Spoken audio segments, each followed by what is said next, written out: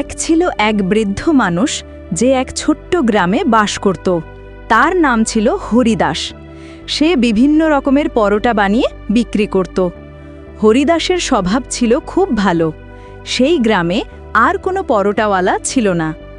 কয়েকদিনের মধ্যেই হরিদাসের ব্যবসা বেশ ভালো চলতে শুরু করল। আর কিছুদিন পর সে নিজের বাড়ির সামনেই একটা নতুন দোকান খুলল। সেখান থেকেই সে পরোটা বিক্রি করতে লাগল।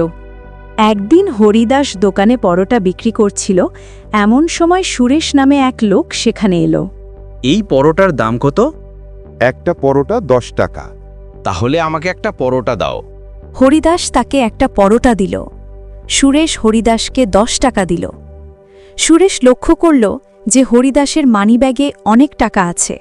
সে মনে মনে ভাবল, হরিদাসের কাছে তো অনেক টাকা, কিভাবে যেন ওই টাকা আমার করতে হবে, কিন্তু কিভাবে? সুরেশ একটা ফন্দি আঁটল। সে হরিদাসকে বলল, এক গ্লাস পানি দেবে? হরিদাস মানিব্যাগ খোলা রেখেই পানি আনতে গেল। হরিদাস আসার আগেই মানিব্যাগ থেকে টাকা তুলে নিতে হবে। যেই না সে হাত বাড়ালো, হরিদাস ফিরে এলো। হরিদাস রাগে বলল, সুরেশ, আমার মানিব্যাগ থেকে টাকা তুলছো কেন? তাদের মধ্যে কিছুক্ষণ তর্ক হল। শেষে হরিদাস বলল, যদি তুমি মনে করো এই টাকা তোমার, তাহলে রাখো, আমার সঙ্গে তর্কের দরকার নেই। সুরেশ খুব খুশি হল। সে টাকা নিয়ে বাড়ি গেল। বাড়িতে গিয়ে টাকা গুনতে গুনতে ভাবল, হরিদাস নিশ্চয়ই অনেক টাকা কামায়, তাই এত সহজে দিয়ে দিল। আমিও পরোটা বানিয়ে বিক্রি করব। সে হরিদাসের টাকা দিয়ে পরোটা বানানোর উপকরণ কিনল এবং হরিদাসের দোকানের ঠিক সামনে নিজের দোকান খুলল। সুরেশ চেঁচিয়ে চেঁচিয়ে বলতে লাগল, পরোটা নিন, পরোটা নিন।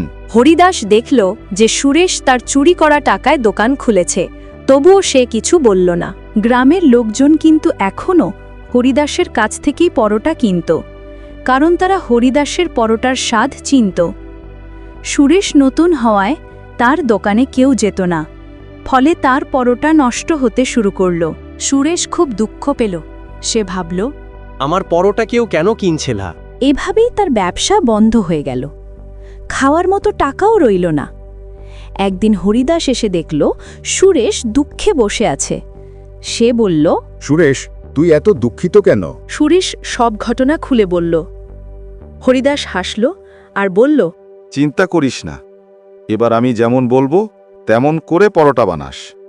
উপকরণের টাকাটাও আমি দেব। যখন ব্যবসা ভালো চলবে তখন আমার টাকা ফেরত দিস। সুরেশ অবাক হয়ে বলল, আমি তো তোমার টাকা চুরি করে দোকান খুলেছিলাম, তবু তুমি আমাকে সাহায্য করছো। আমি আর কোনোদিন এমন ভুল করব না। সুরেশ হরিদাসের কথা মতো কাজ করল। কিছুদিনের মধ্যেই তার ব্যবসা ভালো চলতে শুরু করল। সে হরিদাসের সব টাকা ফেরত দিল। এবার থেকে সৎভাবে কাজ করিস সুরেশ।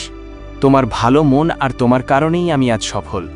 এখন আমি তোমার সঙ্গে মিলে গ্রামের আশপাশেও পরোটা বিক্রি করব। তারপর তারা দুজনে মিলে পরোটা চারপাশের গ্রামেও বিখ্যাত করে তুলল। দুজনেরই প্রচুর লাভ হল আর তারা সুখে শান্তিতে জীবন কাটাতে লাগল।